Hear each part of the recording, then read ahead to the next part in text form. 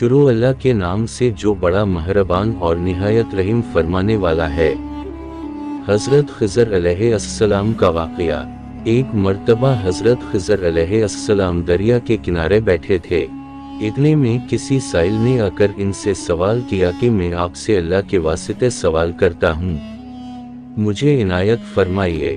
یہ سن کر حضرت خضر علیہ السلام پر بے ہوشی طاری ہو گئی۔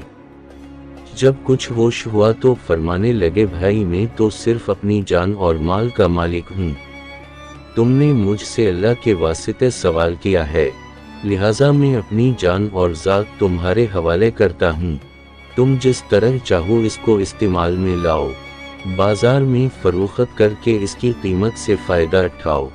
چنانچہ سائل ان کو بازار لے گیا اور ایک شخص سائمہ کے ہاتھ ان کو فروخت کر دیا۔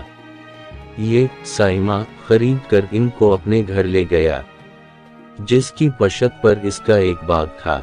چنانچہ سائمہ نے حضرت خضر علیہ السلام کو ایک کدال دے کر کہا کہ سامنے والا پہاڑ جو 3 مربع میل رقبے میں واقع تھا، اس کی مٹی کاٹ کاٹ کر باغ میں ڈال دو۔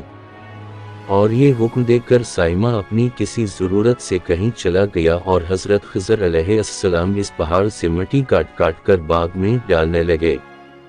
جب سائمہ گھر واپس آیا تو اس نے گھر والوں سے دریافت کیا کہ تم نے غلام کو کھانا بھی کھلایا یا نہیں؟ گھر والوں نے جواب دیا کہ ہمیں معلوم ہی نہیں غلام کہاں ہے۔ یہ سن کر جب سائمہ خود کھانا لے کر باغ میں آیا تو اس نے دیکھا کہ وہ غلام یعنی حضرت خضر علیہ السلام تمام پہاڑ کی مٹی کاٹ کر ڈال چکے تھے اور اپنے کام سے فارغ ہو کر اپنے مولا حقیقی کی عبادت میں مصروف تھے۔ یہ دیکھ کر ان کو بڑا تعجب ہوا اور اس نے دریافت کیا، یہ تو بتائیے کہ آپ کون ہیں؟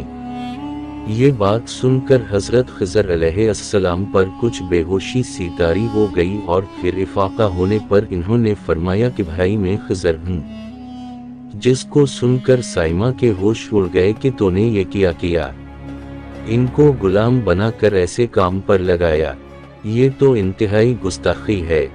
پھر یہ سوچنے کے بعد سائمہ نے توبہ کی اور پروردگار سے عذر خواہی کے ساتھ حضرت خضر علیہ السلام کو آزاد کر دیا اور اللہ کی بارگاہ میں عرض کیا کہ اے رب العالمین مجھ سے اس کا مواخذہ نہ کیجیے گا، کیونکہ میں ان کو جانتا نہیں تھا۔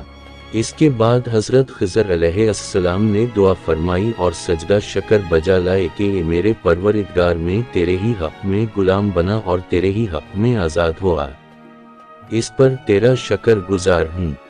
بعد ازاں واپسی کی اجازت لے کر جب دریا پر واپس آئے تو دیکھا ایک شخص کھڑا دعا مانگ رہا ہے کہ اے میرے رب، حضرت خضر علیہ السلام کو غلامی سے رہائی عطا فرما دے اور ان کی توبہ قبول فرما لے۔ حضرت خضر علیہ السلام نے یہ دیکھ کر اس شخص سے دریافت کیا کہ آخر تو کون ہے؟ تو اس شخص نے بتایا کہ میں تو شازون ہوں۔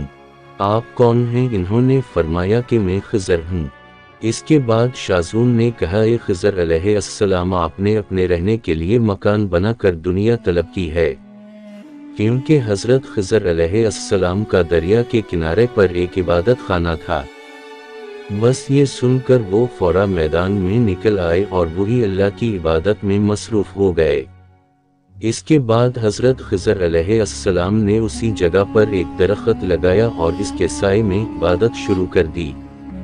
تو آواز انٹرارٹس، خضر، جب تم نے درخت کے سائے میں سجدہ کیا تو تم نے دنیا کو آخرت پر ترجیح دی۔ پھر فرمان ہوا، مجھے اپنی عزت اور جلال کی قسم ہے، مجھے دنیا کی محبت میں رضامندی نہیں ہے۔ اس کے بعد حضرت خضر علیہ السلام نے شازون فرشتے سے کہا کہ اے شازون، دعا کرو کہ اللہ تعالیٰ میری توبہ قبول فرمائے۔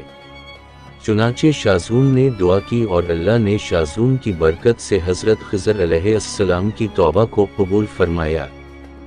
حاصل، خدا کے برگزیدہ بندے اسی حالت میں رہتے ہیں جو اللہ کو منظور ہو۔